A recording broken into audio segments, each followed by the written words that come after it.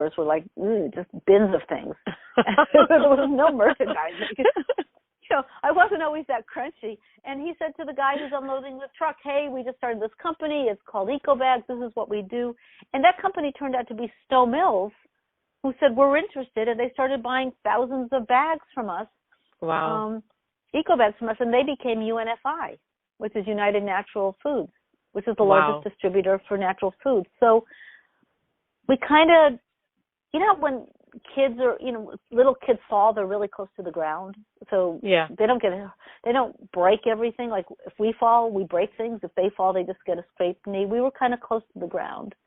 Mm. And we had no idea if it was going to work, but I just kept sticking to it. Too, I love that analogy that you were so close to the ground. It's like, okay, if I fall, I'll just get back up and ask someone else.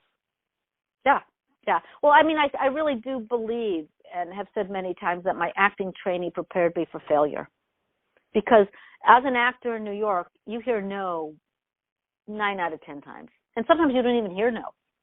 You go and you work really hard, you perfect that monologue or you get that song, right, and you go in for the audition and you do it and they say, thank you. And that's it. You just never hear back. So getting used to rejection is part of the job. So it didn't stop me. But it's really not about rejection, is it? It's about listening to why someone says no. Because if they say no, you say, well, why? Yeah. Or why not? Because there's always little bits of information in there. And it's not easy when you can't pay your rent. That's when it gets really tight. So that's why you just cut back on all the other things. I remember a time when we didn't have, they say a pot to piss in, but that's kind of gross, right? But we didn't have any extra. It came in, it went out. Yeah. Yeah. For years. Yeah. But it was okay because we somehow managed to spend less than we made. Even if a little bit, and that's my takeaway on that for anybody who was listening. It's like, even if you only have $10 a week, put it away. Mm-hmm. Because you can't recreate that. And do you really need that donut or that cup of coffee or whatever? And you can eat really well if you cook for yourself. That's very true. That is very true. You mentioned some of the items that you were making tonight, which sounded really good. Yeah, exactly. I mean, my entire meal tonight, if you kind of quantify the chicken, which is only what was left over from it, was cabbage. I mean, I actually have been the director of a camp for many years ago, not all summer camp, but like a 2 weeks multi-generational camp. And we fed everybody for less than $3 a day. Wow. So really, but that's stretching. That's using beans and broths and really, yeah. No, you're absolutely right. And also going to your book, you had some parameters, right, when you were growing your business. And do you want to share with the listeners what your parameters were? One of them was that you wanted to be able to swim every day. You wanted to raise your family and still have time to take a nice vacation. So you built your business, and you said it took about 10 to 15 years. When were you able to do those things? Did you do it while you were building your business or from the beginning? Immediately. Yeah, immediately. I never didn't take time off for swimming, and I never didn't take time off for vacations. However, let's make a note here. A lot of this was pre-internet, right? So if you think about pre-internet and pre-email, nobody could reach me. It wasn't uncommon, even in the early 2000s for somebody to call and I could get back to them within 48 hours or 72 hours. Right. It wasn't the same kind of immediacy that there's an expectation now unless you can reset that expectation. Right. And but part of that setting the expectation is being aware that if you reset that expectation, you may not get that piece of business.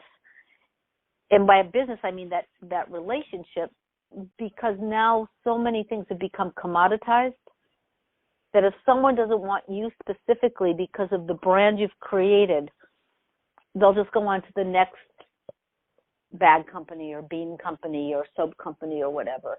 So it really goes way back to how do you build your brand and build the values around what you're doing so that the person who wants to interact with you is saying, I want to work with them, or I want that product, not any other. So but I think now it's more complicated because of the immediacy and because of the how much is in the marketplace, and also because, on Amazon you can just go on and say, okay, I want blah blah blah, and you come up with a million choices. You pick one and you're out within like 12 seconds. Yeah. And in that way, it makes it a little bit harder to stay small and have those parameters, because the marketplace feels so flooded, and it feels like everyone is. The market.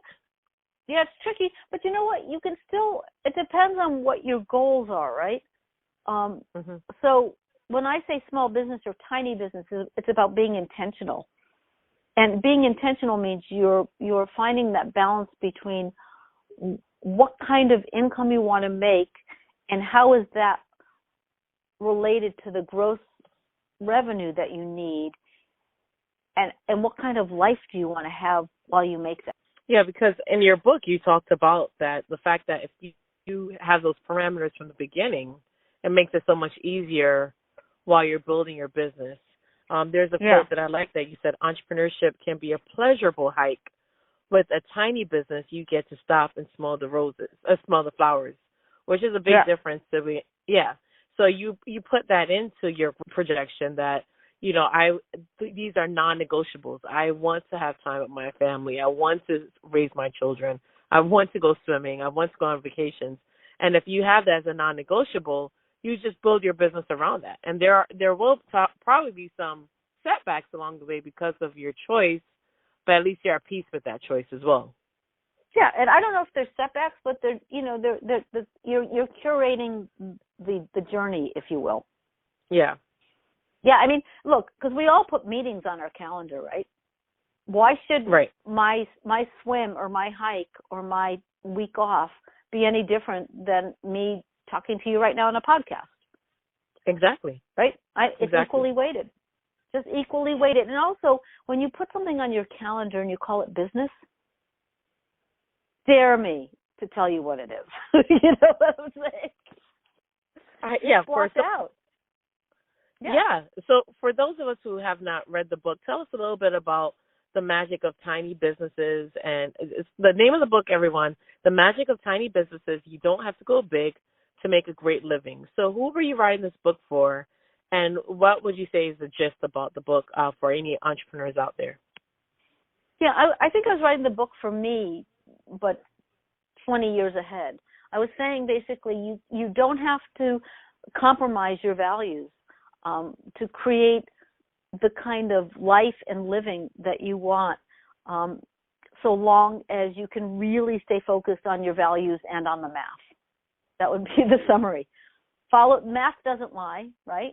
So know your margins, know what you need in order to, know your growth, so you know your net, so you know your net profit, so you know how to reinvest. So get smart about really basic business things, but then stay true to who you are and how you want to run your business so that you're not constantly chipping away at what you value most. And what I mean by that is like, so you don't go to the cheaper supplier just because, but it kind of hurts. So you don't use the, I don't know, if you're like in fashion, you don't use the fabrics you don't want. But the thing is, you have to navigate this very carefully and always check in with yourself, because sometimes you have to make some compromises, but you want to make sure you don't make the ones that I call nick your soul.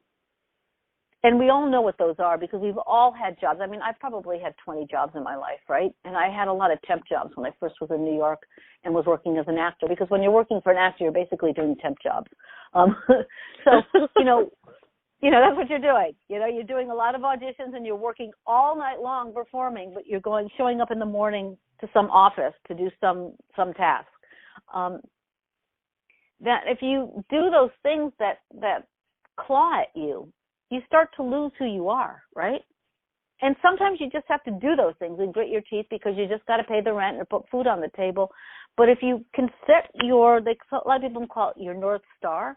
If you can set your star on where you want to go, you can incrementally work towards making that be how you design or curate or build what you're going to build. And the key thing is that it's profitable, because if you're going to be in business and you're not going to generate a profit, then it's like having a car where you can't, plug it in for any electric charge, or you can't put any gas in it. How are you going to get done what you're going to get done? You don't have a platform. Mm-hmm.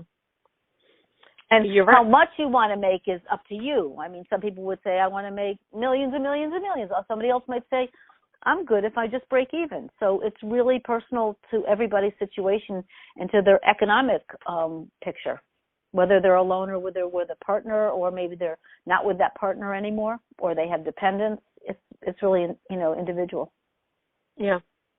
I love that because you were saying in your book that tiny business doesn't necessarily mean the numbers. It really means the intention and your why. Yeah, it's all about the intention.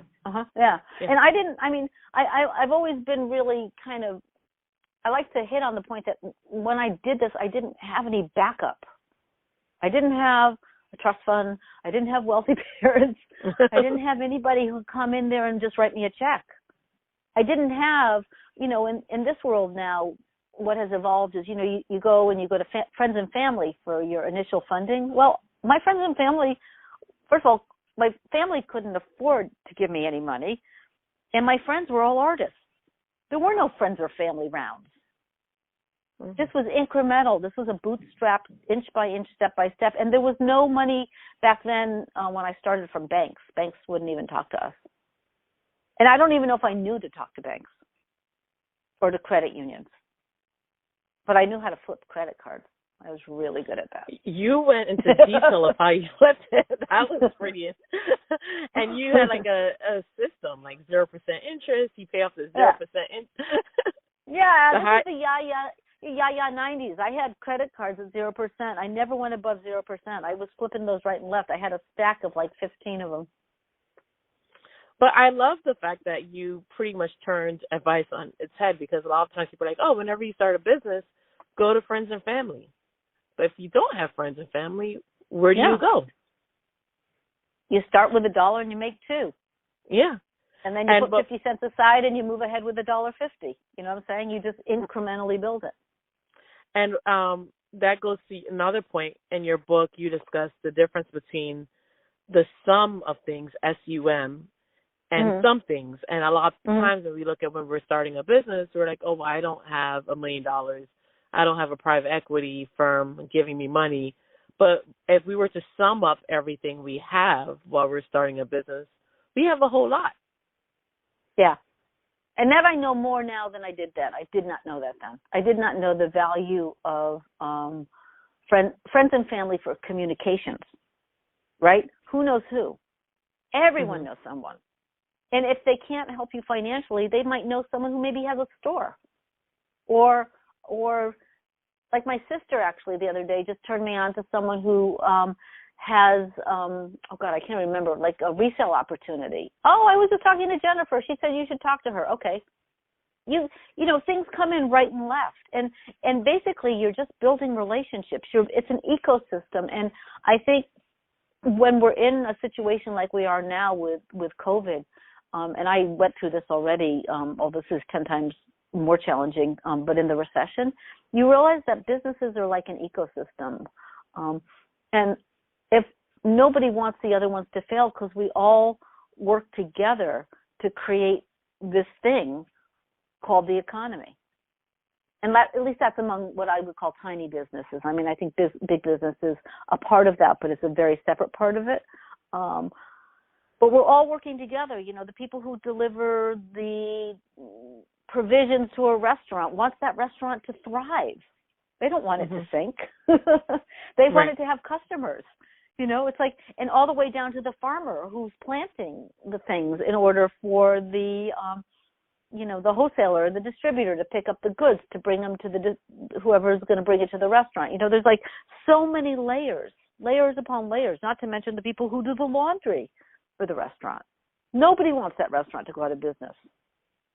Yeah. Or that bar or that coffee shop or that dry cleaner. I never looked at it like that. You're absolutely right.